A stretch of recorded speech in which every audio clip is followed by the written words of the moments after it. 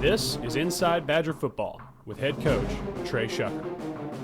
Inside Badger Football is brought to you by Bell Wealth Services, Welch Funeral Home, Austin Wingfield State Farm, Southern Bancorp, Southwest Sporting Goods, the accounting firm of Turner, Rogers, Manning, and Plywood, Taylor King Law, Pricing Company, Doctors Rob and Gary Rucker, Eccles, Thompson, and Kneebone, Certified Public Accountants, Clark County Farm Bureau, South Central Connect, Java Primo, Southwest Auto Collection, R&T Dixon Enterprises, Arkadelphia Tire and Outfitters, Patterson Federal Credit Union, Bats and Signs, Sonic of Arkadelphia, Dairy Queen, Pediatrics Plus, Rise Counseling, and Print Mania. The host of Inside Badger Football is Chase Hartzell. Hello and welcome back to this week's episode. This is Inside Badger Football with Trey Shucker. I'm Chase Hartzell, and as always, we're joined by Coach Shucker. And Coach Shucker, 7 games are in the books, and this past week it was another victory for the Badgers. Yeah, seven games in. Only have one more left on the normal schedule of the season. It's kind of crazy to think that we're already this far in. But, you know, really good win. Team win overall Friday night. Very, very happy. Now, the team looked strong in each of the 3 facets of the game, but one facet that really stood out, especially setting the tone in that second half, was the defense. And there were contributions in every aspect, and I'm sure we're going to have some stats up here in a moment. But you had linebackers making a lot of plays, forcing a lot of turnovers. You also got some help from the defensive line. There was also a lot of great play in the secondary. They also created a few turnovers and made some nice open field tackles.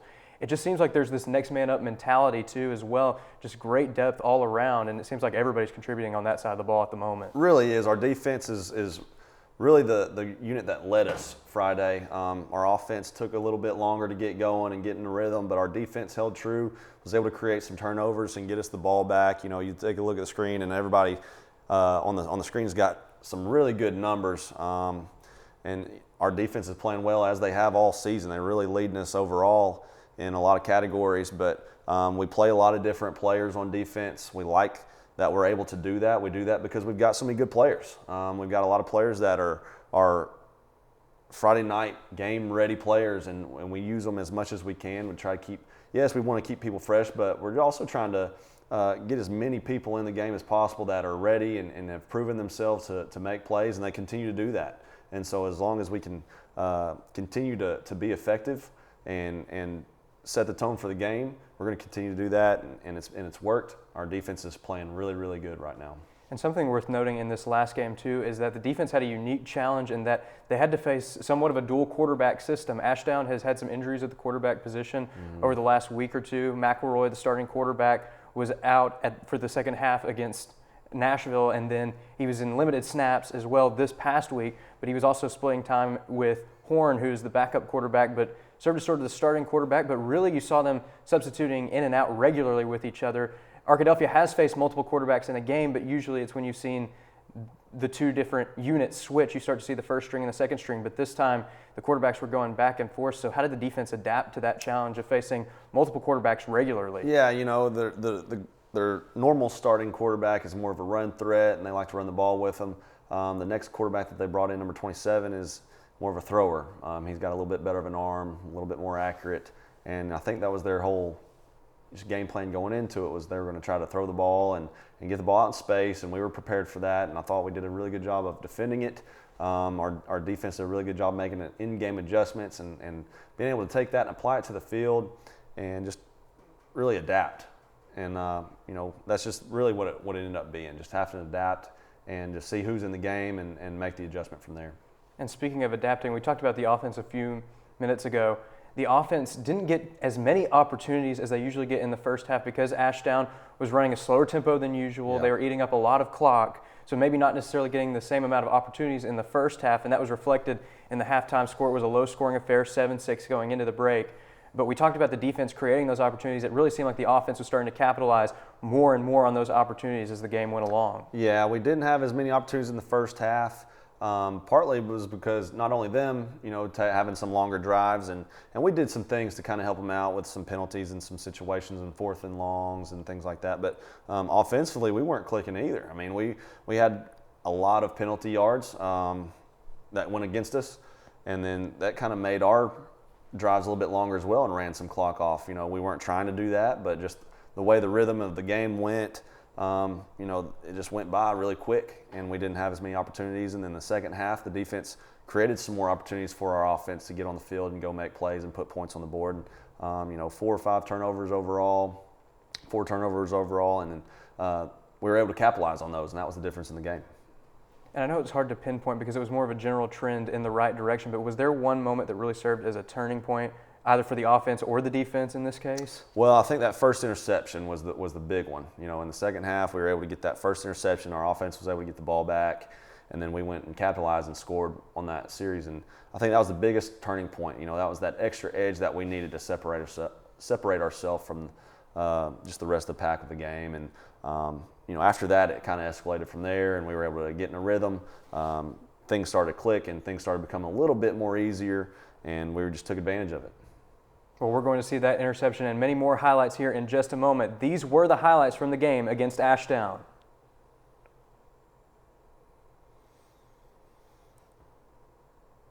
On the opening kickoff here, a bit of a squib kick to open up the game from Ashdown. Yeah, we had prepared for that during the week. They had the ability, and they've shown that they've kicked it a little bit all over the place, but squib was one of the things that they utilized. Thought we did some good things early on our first drive. Characterized by a couple mishaps. You see one there. First couple plays, we were able to execute really well. We broke off a really good run. We got a couple first downs, but ended up, just was not able to get the ball in the end zone. So when that happened, we knew that our defense had to step up and get us the ball back, and hopefully we were able to get in a rhythm moving forwards. But our defense, you see us right here. Defenses did a great job of stopping the run all night. I want to say they rushed for 60 yards, which their offense is built to do. And so that's very encouraging to see our defense play with the type of physicality that we have and continue to play with. But right there, really good play by them. 4th and long, they ran the fake punt. Were able to get us out of position, were able to execute the play, and they got a first down and was able to extend their drive. And we talked about, the first half they put together some long drives, and that was one that they created. They created an extra opportunity for themselves. And, our defense did a really good job. You see us still flying, and that's one thing that our coaches do a great job of that bend but not break mentality, that next play mentality that, especially when you go against teams like Ashdown, how athletic they are. They're going to make a play here and there. We can't let it affect us so much that we're not able to make another play behind it. So able to get us the ball back. We're still struggling to get in a rhythm offensively. We knew that they're athletic. We knew that they're fast. They're very skilled. So we just needed something to happen for us to get us in a rhythm, get us some momentum, and get us back on track. And this series did not do that. We didn't execute very well. Just wasn't able to go make the plays. But thought we did a good job of right here covering down on the punt. Really good punt by Donovan. And then our receivers did a really good job of covering down and not allowing a big return.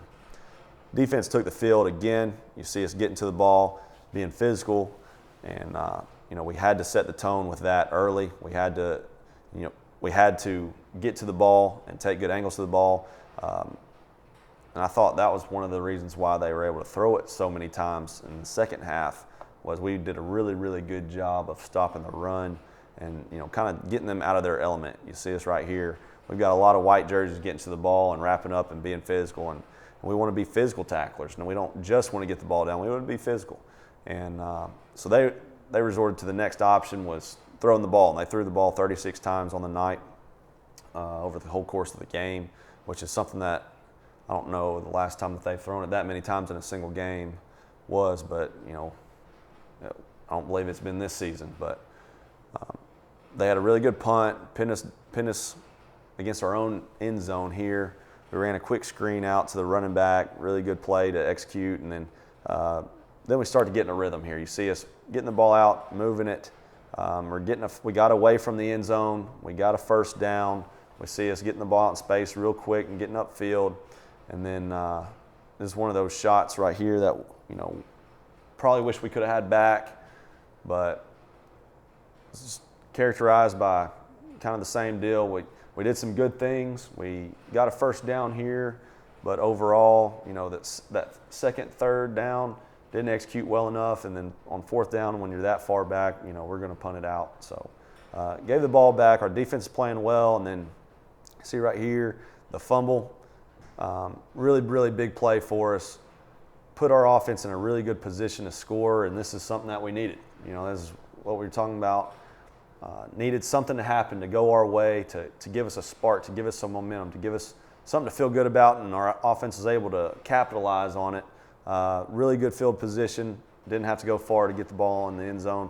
We're able to execute some quick plays, and followed by the quarterback sneak right there on the goal line. So able to get on the board, and sometimes what they say is the first one is the hardest one, and that was exactly how it was Friday. Once we got the first one, we were able to do a little bit more. We were able to get in a rhythm. Our cover down unit did a really good job of sorting out that.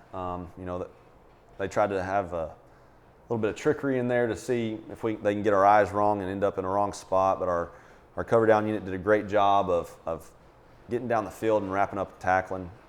And then our defense played phenomenal all night.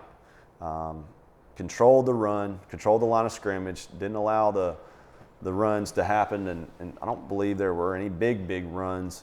And then they resorted to having to throw the ball. And then we were almost able to get a hand on it right there, hand on the punt, but it's something that we've done good in the past of. We've blocked a couple punts this year. And so just being able to disrupt the punt and get him out of his rhythm was able to get us in good field position. It didn't allow for a very good punt. So our offense takes the field. Donovan's able to extend play with his legs and finds Jaquavius Purefoy, sophomore receiver, for a big gain and a first down. And then, here's a big run by another sophomore, Kyle Reed. Kyle Reed's done well all season. Didn't hear his name as much Friday night, but, we're back into a rotation. But our running backs have done a lot better of a job of getting to their aiming points in the run game and being able to do some things. But again, didn't execute well enough on the whole drive offensively to score. Just small things here and there, and that's what you saw. And in big games, that's how it's going to be here and there. Especially on the road, you got to be able to win on the road. Ashdown's a tough place to play. It was their homecoming, and we knew that they were going to come out ready and fired up and executing, and they did. They're explosive. They can do a lot of really good things. You see them right there, finding a really good player in space, and they, haven't shown as many passes, but they did, and they were ready for it, and they had a really good game plan against us. And then our defense, again, stopping the run and making sure that we didn't allow those runs to build up on us. And now the Panthers slowly but surely moving the ball down the field. And there are a couple playmakers that we haven't mentioned yet. You talked about containing the run. Yeah. We'll see one rare instance where it broke through right here. This is Fricks, the running back for the Panthers. But really, he was contained most of the night, and that is no small feat, as a year ago, he was an all-conference running back in the stacked 7-4A. Yes, and he's a very good player. We knew that we had to play well to stop him. They've got some big guys on their front line, and with the type of player that Fricks is, he can get out in space and go. And once he's able to open his stride length out, he's hard to catch. And then so this was one thing right there. They were able to score, and then following that, we had a big return. So we were able to use that to kind of take away some momentum. Wasn't a lot of time left in the first half. We went for the jump ball to end the half. It's one of those things where we're able to get the ball to the end zone.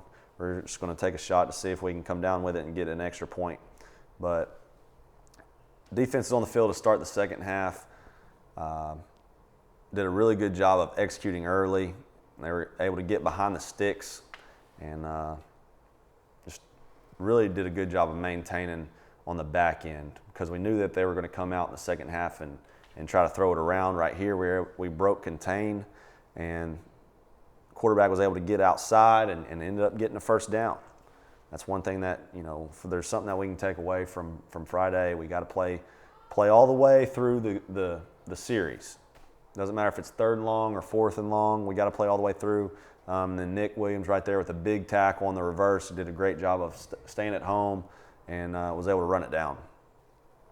And this was a big stop for the Badgers going into the later part of the second half. But you talked about Nick Williams. We mentioned it on the broadcast. He really is a formed tackler. You see those big hits, but also not only are they the big hits, but really just textbook hits as well. He never seems to be making those illegal hits. He's always making the legal tackles, but not only making the highlight reel plays, he's making the plays that need to be made in order to stop the forward progression. That's exactly right. And Nick's a state championship wrestler. He's one of our better wrestlers in our wrestling program, and that helps him on the football field. Just like you said, he's a formed tackler. He does things right. He makes the plays that are there, and I think a big part of that is, all the wrestling that he's done growing up and what he's done in the off season. But now the Badgers got a little bit of momentum, and here from the get-go, we talked about guys that are trouble when they get into space. That's the same case for Latonio Hughes. That's it. We got into an opportunity to get him the ball out in space. We had really good blocking on the perimeter, and were able to execute the play overall and ended up getting a good touchdown out of it. And that was a score that we needed. It's kind of like the same deal in the second half. Once you get the first one in the second half, first score is the hardest one to get. In the second half, that was the case. And then really led to this big play for us, big interception return, put us in a really good field position to score. It's very, very hard to keep our offense from scoring when we're this close. And then able to connect to Trip Campbell right there on the side of the end zone. Big play again. Once we were able to get that first score of the second half, you saw our defense kind of start to pick it up. Our offense is able to start clicking and getting in a better rhythm. You just saw our kids start to play a little bit harder and play with a little bit more confidence. And another big play here for the linebacking unit. Tucker Guy coming up with the interception. That's the second drive in a row with an INT for the Badgers. Yes. And it was one of 3 turnovers that the linebackers had a hand in this one. Yes, our defense was able to it was a situation where the defense was able to get our offense in a rhythm just by the turnovers and putting our offense in a position to score pretty quick.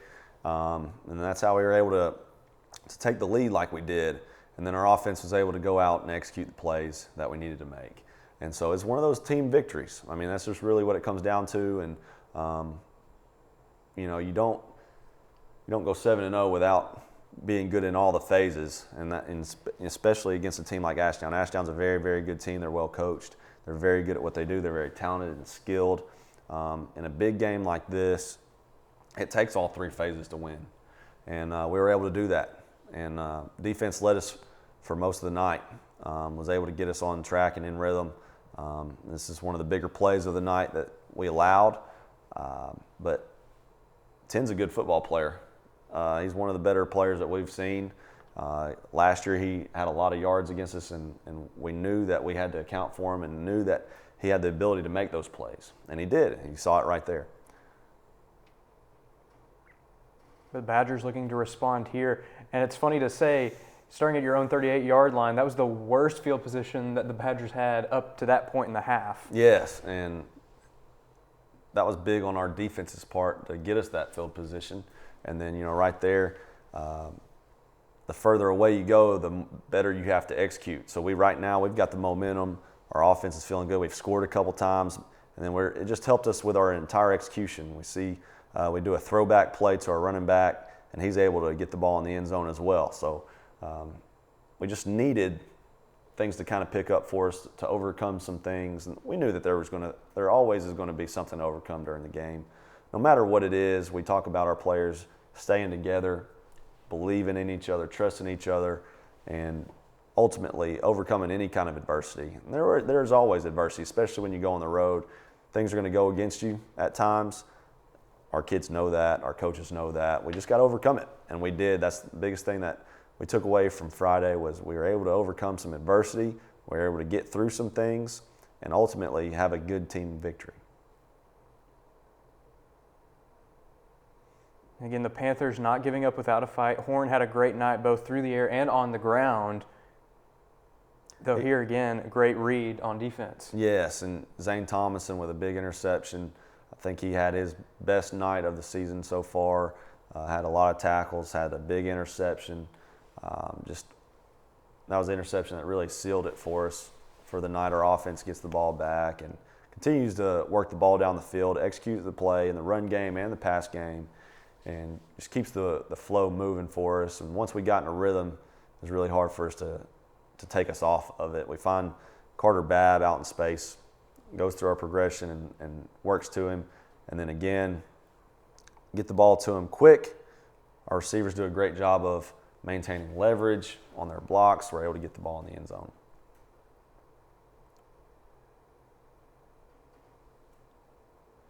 And went for 2, got the 2-point conversion. Just offense, once we started executing, really took over from there and did a really good job of getting the ball in the box, scoring the points that we needed to score to solidify the game and the victory. And one more highlight reel play to cap off a 41-12 victory at Ashdown. And Carter Babb had that last touchdown. Also had an exciting moment earlier in the week when he won Yarnell's Sweetest Play of the Week for his 60-yard touchdown against Waldron the week before. Yeah, no doubt. It was a pretty similar play to that one, actually, where we get it to him and he just uses athleticism. We've got our receivers, our skill guys doing really good on their perimeter blocking, and then Carter's able to make the play with his legs. And he's one of those kids that's done a great job in the offseason, increased his speed, his strength, and really allowed him to make those type of plays. And we feel good about it, doing it now on Friday nights, and he's having himself a really good season. Another standout performance in a collective group of such performances. Yeah. And there were a lot of good players to choose from for this week's Badger Players of the Week, but there were just a few winners that you had to choose. Yes, our offensive player of the week, Donovan Witten, our senior quarterback. In a big game like that, we need somebody to step up and lead us and get us back on track. And Donovan's that guy. He had 5 touchdowns overall in the night. Big night for him. Just our senior leader that led us on offense. Defense linebacker Zane Thomason. He's a senior for us as well. He's one of those guys that we utilize a lot of different linebackers, and we're on a rotation with them. But Zane had a big night, had an interception, was up there and part of the leading tackles for the night. But big night for Zane and our defense, and he had that interception that solidified the game and put it on ice. Special teams player of the week, junior safety Nick Williams, had some really good blocks on our kickoff or our kick return on our kickoff unit. And he had like 3 tackles that our kickoff unit, we're trying to pin the return inside the 20, and he had 3 tackles inside the 20. Just a big night for him, and also almost blocked a PAT. So just a big night in special teams for him. And then our Badger Spirit Award winner is our athletic trainer, Kristen. She's at every event, 7 through 12, whether it's football, whether it's volleyball, whether it's whatever. She's at every one. She always does a great job of helping our players ready for practice, ready for games. Does a great job of evaluating our players in some injury situations, then does a great job of getting our players back on the field. And she's one of those additions to our team that, is so crucial and so helpful for us, and especially as coaches. She takes a lot off of us, able to tape and get people recovery during practice and things like that. Just all the things that keep the process going for us. So she's our Badger Spirit Award winner. A well-deserved honor, and congratulations to all of this week's winners. And there's one more award to mention, because there was another Badger senior linebacker that I heard that won an award not only for his performance on the field but also in the classroom. No doubt. So senior linebacker Marvion Berry was honored as the Hootens Scholar Athlete of the Week. And so that'll be coming out later this week, and we're excited about that.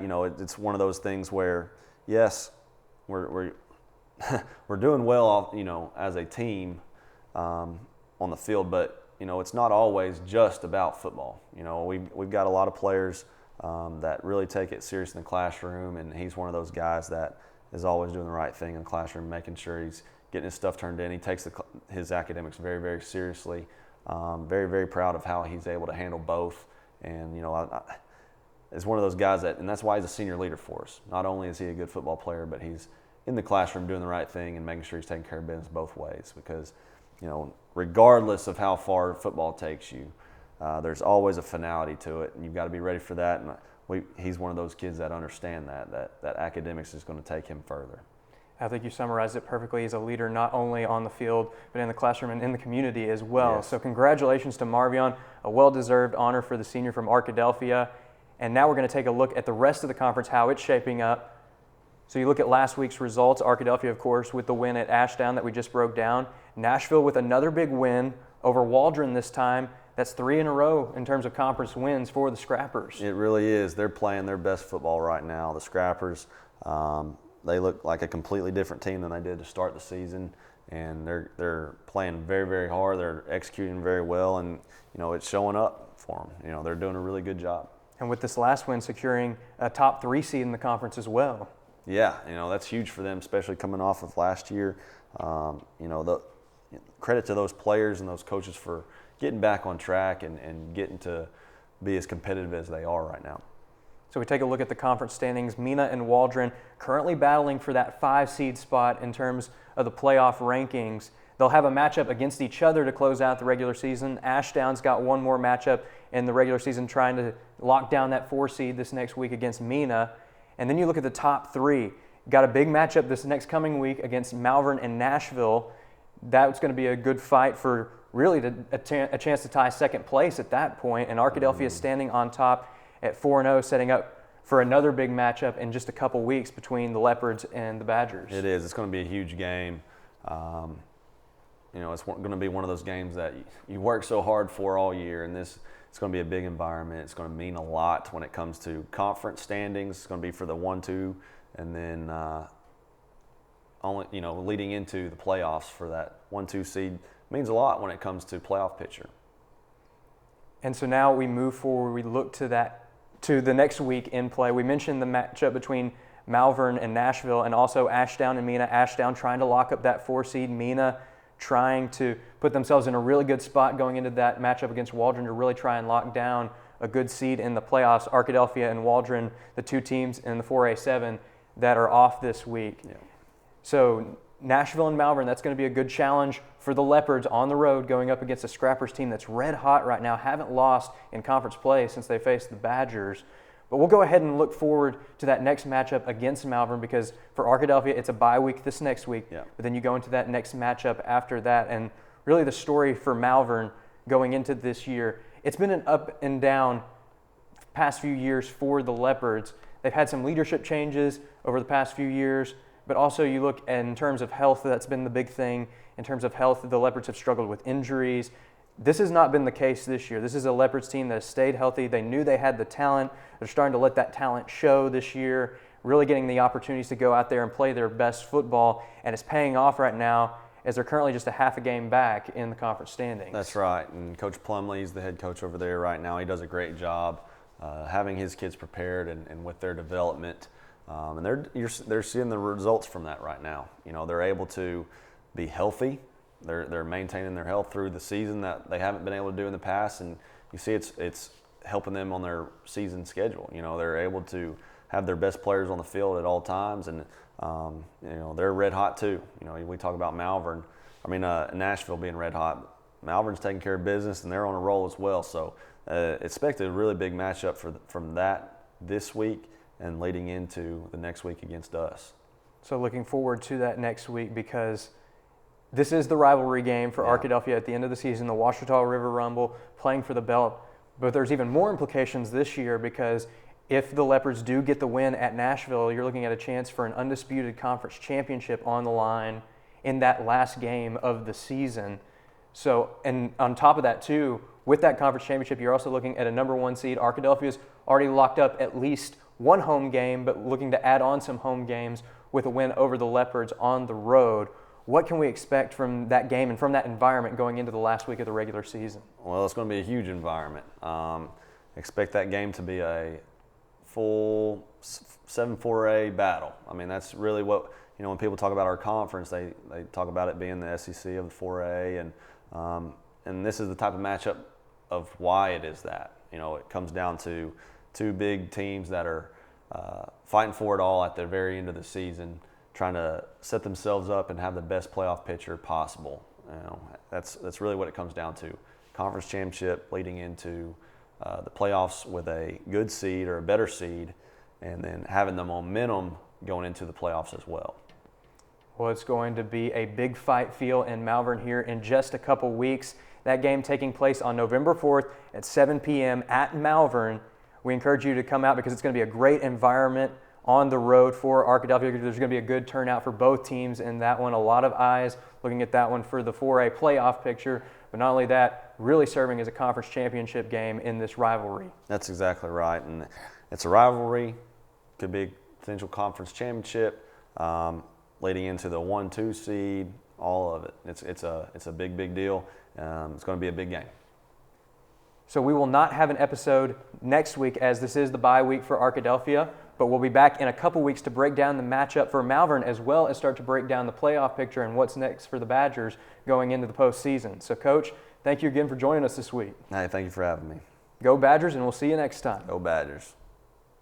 Inside Badger Football is brought to you by Bell Wealth Services, Welch Funeral Home, Austin Wingfield State Farm, Southern Bancorp, Southwest Sporting Goods, the accounting firm of Turner, Rogers, Manning, and Plyler, Taylor King Law, Pricing Company, Doctors Rob and Gary Rucker, Eccles, Thompson, and Kneebone, Certified Public Accountants, Clark County Farm Bureau, South Central Connect, Java Primo, Southwest Auto Collection, R&T Dixon Enterprises, Arkadelphia Tire and Outfitters, Patterson Federal Credit Union, Bats and Signs, Sonic of Arkadelphia, Dairy Queen, Pediatrics Plus, Rise Counseling, and Print Mania.